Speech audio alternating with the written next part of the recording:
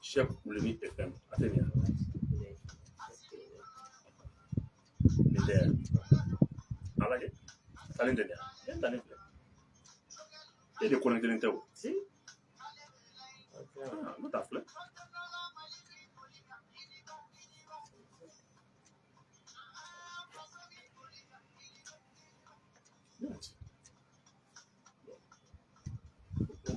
Comme une vidéo, tu as la vidéo pour la personne. À l'ancien.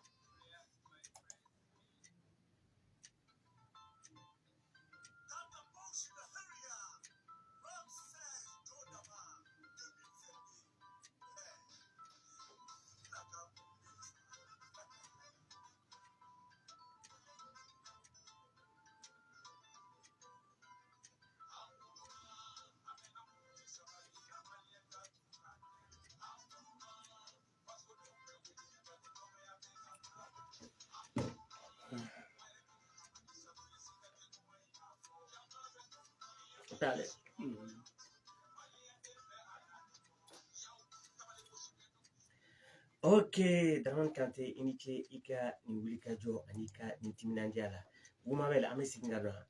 an ka débat kɔnɔna la. E tun y'a jira k'a fɔ ko an ka bɛrɛbɛrɛtɔnw n'o ye parti politiques ye. U ko u ni ministre ka ɲɔgɔn ye kɔfɛ olu tun bolo ko ministre taara proposition de k'u ye u ka jaabi bɛ makɔnɔ. Mais an y'a ye o dugusɛjɛ ministre bɔra jabaranin na pour que ka chronogramme détaillé di. O mɔgɔ kelenw de an y'u kumakan mɛn k'a fɔ ko a kɛra comme n'u taara kolo su la walasa u k'u ka accord di dɔrɔn dossier ka boli ka taa Accra. Ni hakilila ye mun y'o la? Voilà, c'est pour te dire au défaut de Mali classe politique là. Il n'accompagne jamais le gouvernement. Si Jamana accompagne Gela qu'on a abada. Ni problème quel manque politicien on a eu chaque fois critique de Béquet, chaque fois forme de main. Depuis Domina ou le Tamblouron que chaque ni politicien killing be là. Assise là, ni parti mbese ka bo kane Boumabel soso. Ko lettre ma chi ma ka participer assise là. Ka bo la kana Tamblouron na. Mais un politicien do manga mais ko depuis mois de juin ko lu écarté là. Mais il wele là il ko quitter na. Est-ce que Biamé Béa Fanga mina mo ça mo jakoya wa. Mo ça mo jakoya. Na bora conseil na akoko CNT de aw be wele ka o fora nyon ko o bonya ere don kama. Ministre fani a wele aw sigira aw kumara. Et ako o la tugun ko awa ko chronogramme na ko ma consulter. Ko c'était juste pour attendre d'accéder au nyekoro. Bon, ne fait. C'est juste pour accéder au nyekoro là. Mais aya refusé. Où est le problème? Où est le problème? Aya refusé. Ça ne pose pas de problème. Mais est-ce qu'il faut, moi, il consulter, ou ben à fin quand, et voilà qu'il faut qu'on ait dati détaillé là. Mais ala kada abe toro mi wuli ka bon malien commerçant ka. Ala kada abe nani la fiamé jamana kon ito la jawa. Et le quoi élection chronogramme détaillé bora. C'est là où biba, malien politicien refne buba, mais amaka tugoti. c'est pour ça ne b'a fɔ transition ɲɛmɔgɔw ɲɛna wa ɲɔgɔn minɛ u ka maliden ninnu lajɛ quoi c'est pas parce que ko ka tila fɔ ko satisfaction politique dɔ bɛ yen ou bien a ye nin kɛ tan non jamana jɔli transition cet esprit 1992 transition na cet esprit 91 92 chef politicien tun b'a la parti politique dɔ tun b'a la wa parti politique tun t'a la a tɛ ne ka transition na parti politique ne hali n'a b'a la ne t'a dɔn a bɛ se k'a b'a la mɛ n t'a dɔn n ka dɔnniya ma s'a ma a fanba tun ye sɔrɔsiw ni société civile ye donc politicien k'a dɔn k'a fɔ fɛn min ye transition gestion ye a bɛ société civile de bolo wa ko Asimi yɛrɛ ka o dɔn a ka tɛmɛ ni baara ye baara minnu bɛ yen ni malidenw y'u jigi da k'a la a ka tɛmɛ n'a baaraw ye an tɛ taa nin ko misɛnmisɛnnin ninnu fɛn tɛ kɛ wa an n'an yɛrɛ faga an tɛ bɔ nin kuma misɛnnin ninnu kɔnɔ élection n'a bɛn n'u ma a filɛ nin ne bɔra an tɛna tila nin kuma ninnu na fo ka diɲɛ wuli n'a bɔra président yɛrɛ bɔra k'a ka gouvernement yɛrɛ lamaloya fasa in na k'a ka gouvernement humilier assemblée bɔra k'a ka gouvernement humilier pour vous faire plaisir k'a wele a ye na n'i m'a to yen dɔwɛrɛ kama i kan k'a to yen maliyɛnw ka degun ni tɔɔrɔ kama i kan k'a to yen président yɛrɛ ye bonne foi min ta k'aw sɛgɛrɛ nin discussion ninnu nafa jumɛn bɛ nin na aw de ko ko ka transition ka ban joona élection fana date fana bɔra ko k'a ma consulter o la donc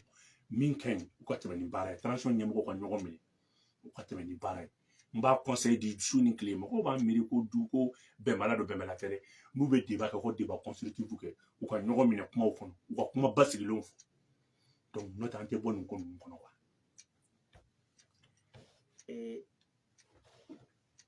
sanction ninnu sanction n bɛ don sanction ninnu kɔnɔna na sanction wililen bi dɔw sirannen don ɲininkali tɛmɛna ko n k'i ɲininka ko bi sanction wulili bɛ se k'a to maa dɔw bɛ yen n'u bɛ jamana in juguya la a mɛnna olu fana k'a dɔn parce que fɛn bɛɛ de bɛna nɔgɔya sisan infiltration. mais ne y'o f'i ye Cheick sanction in wulili cogo min filɛ nin ye i b'a ye k'a fɔ syndicat dɔw de bɛ yen minnu saralen don olu kan ka wuli syndicat bɛɛ tɛ dɛ mais syndicat ɲumanw minnu sɔnna ka to jamana ka gɛlɛya kɔ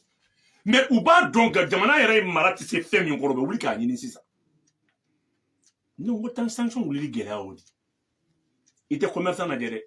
i tɛ mɔnikɛla lajɛ dɛ i tɛ chauffeur lajɛ dɛ gɛlɛya minnu bɛ k'o tɛ lajɛ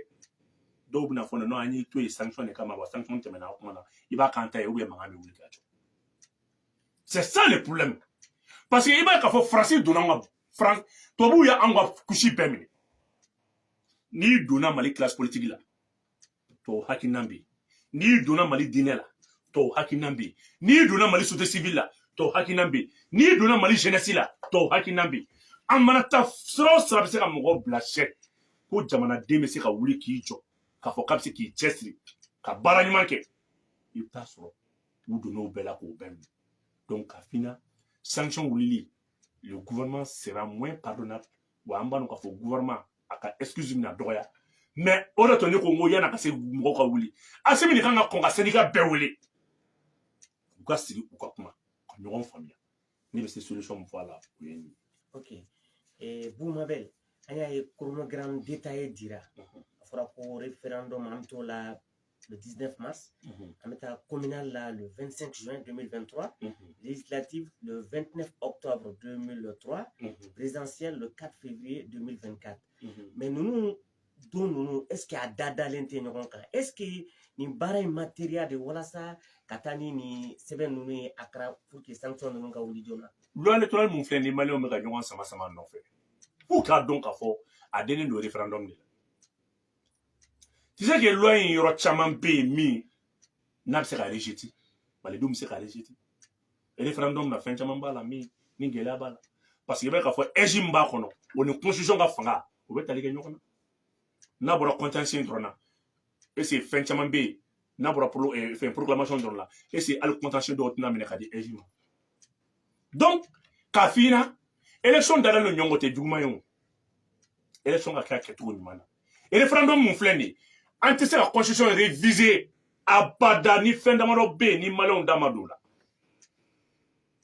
c'est pour ça référendum nin n'o réussira élection tɔ in bɛɛ bɛ réussir a fɔlɔfɔlɔ ye min ye Cheick maliyɛnw ka wariko anw tɛ constitution modi an tɛ référendum voter abada ni da ma don wariko kuma la malidenw tɛna référendum vote kɛ abada vote référendum kɛ abada k'a sɔrɔ fɛn min ye mali dugujɔrɔ sanu a bɛ kan ka tila cogo min na n'a man da don la c'est fanga bɛ gouvernement na fanga bɛ CNT la fanga bɛ président na mais fanga min bɛ jamanadenw na fanga an k'i ka taa ni ɲɔgɔn ye an tɛ se ka constitution réviser juste pour faire plaisir à l'accord d'Alger ou bien à une loi électorale ni constitution kelen an tɛ nin réviser abada fɛn damadɔ bɛ yen maliyɛnw ka kanko langue officielle bamanankan bɛ k'a ye filanan ye mun ye mali jugujugɔrɔ nafolo ko o tilacogo ko min bɛ yen o bɛ latigɛ a kɔnɔ sabanan ye mun ye mali ka partenariat ko o bɛ fɛsɛfɛsɛ a kɔnɔ ka fɛsɛfɛsɛ a kɔnɔna la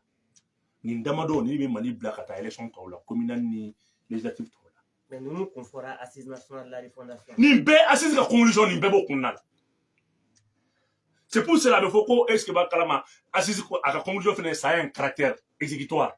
assise ka conclusion ko fo ka a fɛn min don a bɛ lawaleya anw tɛ taa élection na abada ne b'a dɔn maliyɛn cɛman ni musoman tulo bɛ ne la anw tɛ taa élection na abada k'a sɔrɔ an ka langue officielle ye n'i donna google kɔnɔ k'a fɔ ko langue officielle du Mali n ko français de bɛ bɔ mais c'est honteux tu ne peux pas faire une rupture avec un pays ka tila ka to ka langue ta ka tila k'o promotion fana kɛ o tɛ se ka kɛ o il faut que les ministres s'expriment en bambara il faut que an ka jamana marabaaw ka bɔ an ka impôt bɛ kelen sira ka fɛn fɔ n ye bamanankan na kelen filanan ye mun ye 20% 10% sanuko la a bɛ ta kabini constitution kɔnɔna de la c'est pas un code minier depuis constitution kɔnɔ mali ressources tilacogo bɛ fɔ sɔn tɛ kɛ min ma anw tɛ taa référendum na dɔrɔn pour faire plaisir k'a fɔ k'an bɛ taa an sigi de ka kuma non non non o fana fanga de ye jamanadenw bolo an bɛ ka campagne min k'o la an b'o campagne dɔn an bɛ campagne de kɛ ni gouvernement b'a accompagner a kɔnɔ a fɔra a banna ni gouvernement accompagner a kɔnɔ an kɔni tɛ référendum ni an t'a kɛ abada a tant que constitution ka rédaction kura min bɛ yen ni nin hakilina ninnu ma ta ban a laban ye mun ye k'o fɔ chèque a laban ye mun ye k'o fɔ jamana marabaaw ye o ye dugutigiw ye jamais dugutigiw kana sɔn tugun k'a fɔ ko le bɛ taa k'a fɔ k'u bɛ taa marginaliser par les représentants de l'État k'a fɔ ko dugutigi de bɛ kɛ na kuma da t'a bolo ni préfet ni sous-préfet tɛ ou bien gouverneur de non non non mara ka tila dugutigi jɔyɔrɔ ye min ye o ka dɔn dugutigiw tulo bɛ na n'u y'u sigi ni zen constitution ka révision in na ko dugutigiw de taar'u sigi k'u makun ten ni constitution révisée k'a sɔrɔ est-ce que b'a kalama droit coutumier ma don ba la fu de don dugukolo kana tila tun ka sɔrɔ dugutigiw nin yɔrɔ ma fɔ maire tɛ se ka foyi kɛ ka sɔrɔ dugutigiw ka kuma ma fɔ hali ni sariya bɛ ta désormais dugutigiw ka consulter n'an ma nin kɛ fo ka diɲɛ wuli an tɛ dugu ɲɛnama sɔrɔ wa an tɛ dugu ɲuman sɔrɔ hali mankan mun filɛ nin camancɛ bolo fɛ nin n'a y'a sɔrɔ ko fanga dɔ tun bɛ dugutigiw bolo mais nin bɛ kɛ yan an bɛ ka mun kɛ fila ni dɔgɔnɔw fila ni bamananw forokofɛn mais n'a y'a sɔrɔ pouvoir dɔ tun légera dugutigiw ma ko délégation de pouvoir dɔ tun dira chef traditionnel ma an filɛ ka min fɔ nin a bɛ kɛ yan ça bɛ se ka sɔrɔ u tun ye groupe lasigi ka kuma fanga dɔ kɔni tun b'u bolo donc n bɛ se ka min f'i ye nin yɔrɔ la o ye nin ye. ok Boubou Mabel an y'a ye dɔgɔkun tɛmɛnen Nations Unies siège la MINUSMA ka mandat renouvelé la mais a kuma cayara sabula Abdoulaye Diop talen a baara ninnu dɔn kuma a ye Mali ka préoccupation fɔ a y'a yira n'a mandat in ma ɲɛ renouveleli kɔ anw tɛ fɛ kow ka kɛ cogo min na a y'o yira mais an y'a ye mandat san kelen wɛrɛ dira MINUSMA ma mais an ka préoccupation ninnu bɛɛ ma ta ba la nka an ka lasigiden min bɛ Nations Unies na ye a ye discours min kɛ a ko disposition dɔw talen don k'anw tɛna se k'o fana appliquer an ka jamana kɔnɔ an y'a ye o kɔfɛ américains fana ye réaction dɔ kɛ o kɔfɛ nin bɛɛ ye gɛlɛya de c'est pourquoi ne ko n ko an ka jamana kelen bɛ enjeu géostratégique ye bi mais hakilina ye mun ye nin ko ninnu na. Mali ka laɲini caman tara ba la chef il est temps qu'un gouvernement félicite nin yɔrɔ la effort dɔ de kɛra ça fait plus de 8 ans an bɛ taa MINUSMA bɛ taa Nations Unies tribune na a résolution français de bɛ taa n'a ye français de bɛ kuma Mali yɛrɛ gouvernement deli ka imprégner i n'a fɔ nin si nin kɛra siɲɛ fɔlɔ ye Mali faamaw ka taa u ka résolution défend devant la tribune des Nations Unies ça c'est une félicitation qu'on doit attribuer au gouvernement ça c'est le premier point deuxièmement mun de kɛra fɛn min kun ka gɛlɛn ni fɛn bɛɛ ye Mali y'o de sɔrɔ ça c'est l'acquis maintenant de nos amendements o ye mun ye le fait de faire de la rupture avec Barkhane o ye belebele de ye o a bɛ ka Barkhane ka MINUSMA ka contrat ko de lajɛ mais Barkhane ni MINUSMA tɛ ɲɔgɔn sara la bilen o ye belebele dɔ de parce que ni MINUSMA ta k'a lajɛ MINUSMA commandement bɛɛ bɛ Barkhane de bolo wa résolution wɛrɛ fana bɛ yen tun Nations Unies kɛlen bɛ ka min di Barkhane ma ka MINUSMA sécuriser kɔnɔ bɛ gɛlɛya la MINUSMA ye ɲininkali kɛ kɔnɔ de bɛ gɛlɛya la k'ale b'a kɛ cogo di Irishu ko n'a i bɛ gɛlɛya la kuma a bɛ taa maliyɛnw nɔfɛ Faransi kun yi ban k'ale tɛ bɔ a la Faransi résolution sɛbɛn ka segin ka na n'a ye ka tila k'a ɲini ale bɛ appui di parce que MINUSMA tɛ se ka baara kɛ a baara n'ale ka appui to yen Irishu ko a ma mɔgɔw tɛ sɔn k'o yɔrɔ de fɔ résolution kɔnɔ